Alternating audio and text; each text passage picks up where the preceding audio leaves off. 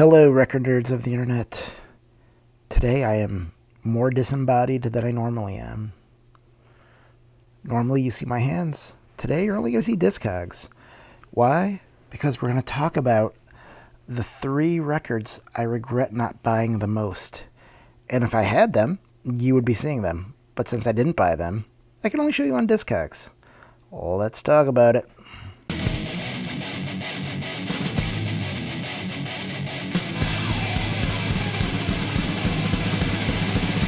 6 in the morning. Okay. So where will we begin? We'll begin at a record show in St. Catharines, Ontario. I saw a guy who had some records there, and I got to talking to him, and I was flipping through his records, and I found this record, a Sunny Day Real Estate record, if I could type, which I usually can, but not today. Let's see, where is it? Oh, Discogs, I love you. We'll just look here. And it was this record here. It was on Bacteria Sour. And this came out, 1995. So Sunny Day Real Estate was a new band. And I really hadn't heard much of them except for like one song. And spoiler alert, people are selling it for $400. The guy wanted $5 for it. And I hemmed and hawed. And I was like, I don't know. I've never really listened to him. He's like, well, this probably isn't a good place to start. You should buy their first album first. So I passed up on this for $5. And I've regretted it ever since. It's got really cool packaging. So like this is like die cut. And like it's signed by Pusshead. And look at it. It's pretty cool. And I didn't buy it because I'm a moron. So that's one record I wish I would have bought that I didn't. Let's talk about another. So this took place at a record store in Buffalo called Home of the Hits. And they had a very small selection of used vinyl. This was like mid-90s. So this was full-on CD era. Records were essentially dead. And I was flipping through their used records and I came across a Minor Threat record.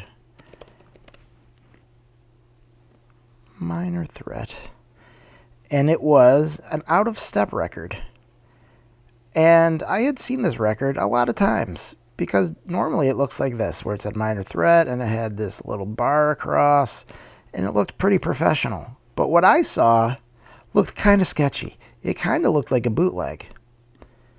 It sort of kind of, looked a little rough around the edges. And what was really weird to me was the back was completely blank. And so I asked the guy, hey, is this a bootleg or something? What is this? He's like, I don't know. It's an early pressing.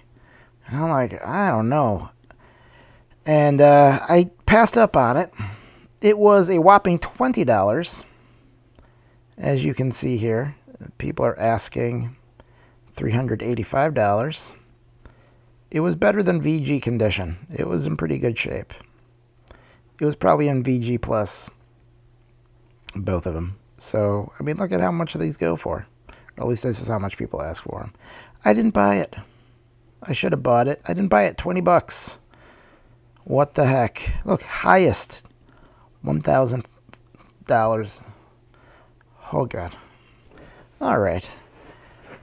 Let's go with the last one. The last one I did not buy.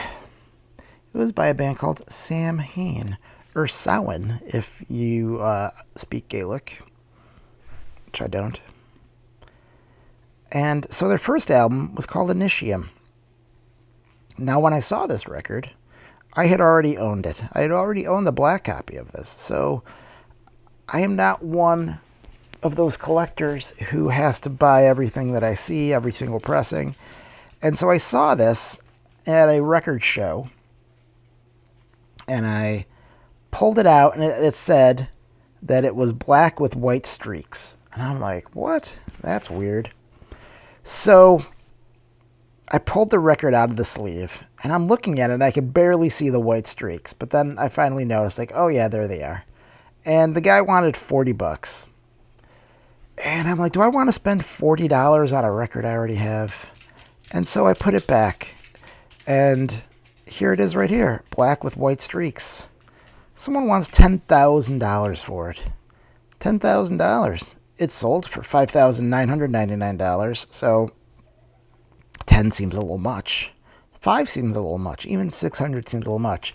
But me and my stupidity and not wanting to spend $40 on a record, and this is what it looks like. See, like it's mostly black. It's just little bits of white. Little bits. And I passed up on it. I am a moron. So, and I should say this was around the early 2000s, maybe like 2000, 2001. So my bad. I shouldn't have done that. I shouldn't have passed up the $40 record that's now selling for $10,000. All right, what records have you passed up on that you wish you hadn't? Anything as bad as this? Anything that was a $10,000 record that you could have bought for $40 and you said, nah. Let me know, guys. Take it easy.